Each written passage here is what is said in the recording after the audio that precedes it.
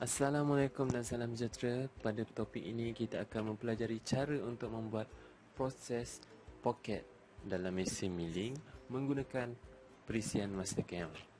Jadi dapat kita lihat di sini proses facing dan proses contour telah dilakukan.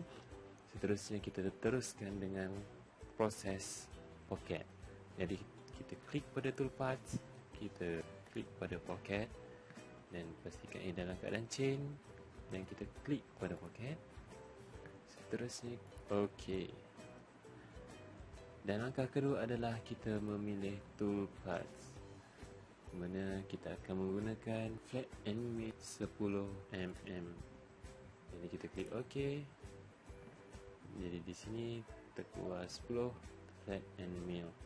Seterusnya kita pergi kepada cut parameters. Pastikan machining direction dalam keadaan climb dan titcom, tidak perlu tukar apa-apa.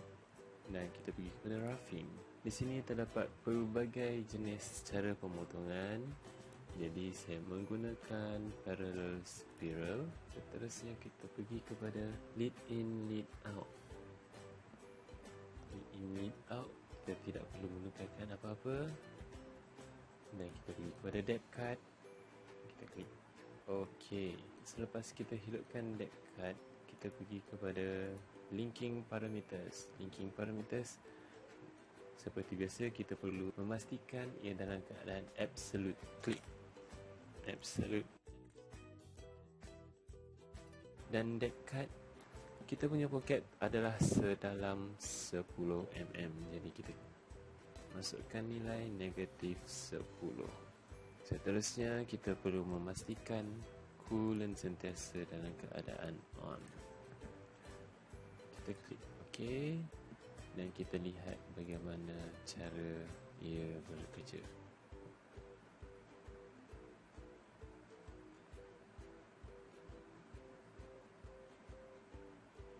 Jadi dia dalam 3 kitaran, 4 kitaran, dan akhir sekali 5 kitaran. Jadi terhasillah proses pocket. Jadi sampai di sini sajalah pembelajaran kita pada hari ini. Sekian, terima kasih.